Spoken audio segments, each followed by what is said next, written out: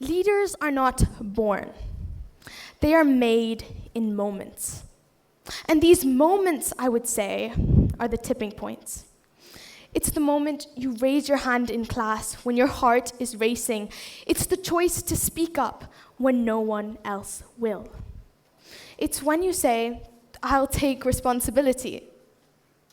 But leadership isn't simply about courage. It's also about empathy and character.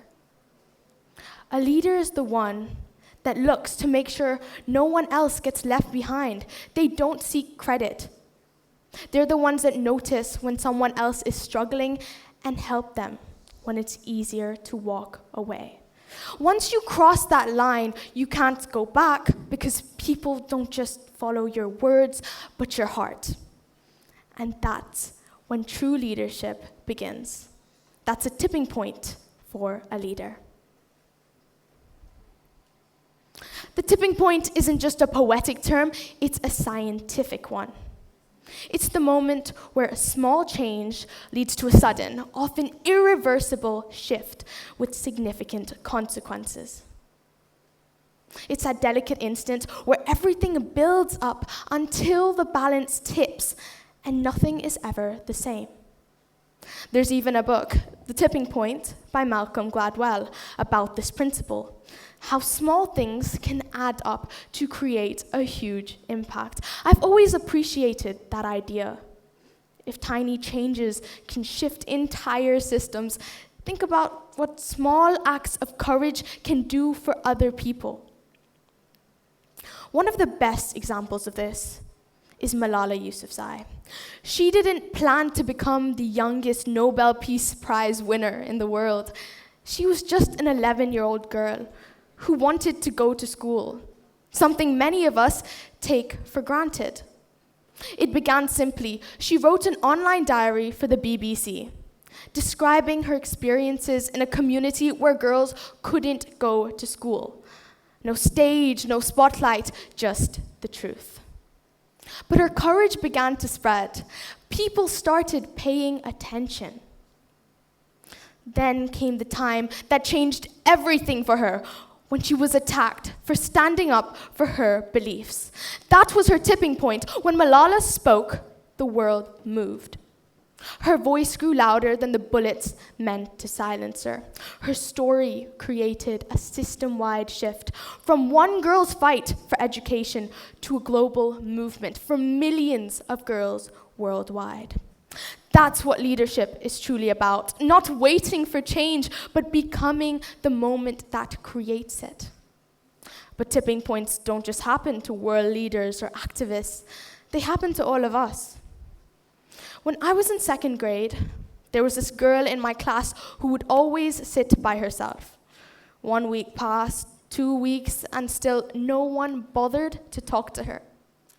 One day, someone invited her in one of their little games, and her face lit up almost instantly. How that small act could have made such a difference to that little girl's day. Well, that little girl was me. And although it is so small, it stayed with me.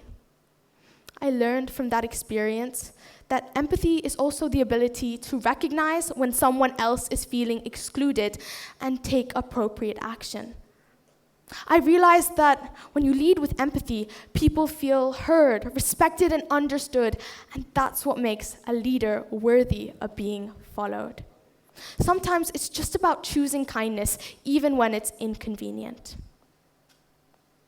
The interesting thing about tipping points is once they happen, you can't go back. You can't go back to being unaware or uninspired. You begin to see the world as something you can shape, rather than simply existing in it. We all have those moments that give us a chance to move from now to new. Most of the time, they don't feel spectacular. But when we have enough of those moments, we reach a critical mass when the world begins to shift. That's how all movements in history have begun. Malala once said, "One child, one teacher, one book, one pen can change the world." And she's right. You don't need to be famous to reach your tipping point. You simply need to care enough to act. Maybe your tipping point hasn't come yet, though. But when it does, it won't arrive with applause.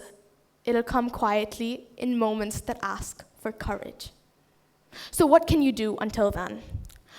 Well, let me give you some top tips. TIPS. T, take initiative when silence feels easier. Be the first to raise your hand, to stand up, to say, I'll try. Leadership begins when you decide to act, not when someone else gives you permission. I, inspire others with empathy. Lead not by commanding, but by being compassionate. When you lift others up, you don't just create followers, you create a chain reaction with future leaders. That is how change multiplies. P, persevere, even when it's hard. The path to leadership isn't always smooth. There might be troubles, but strength isn't the absence of fear.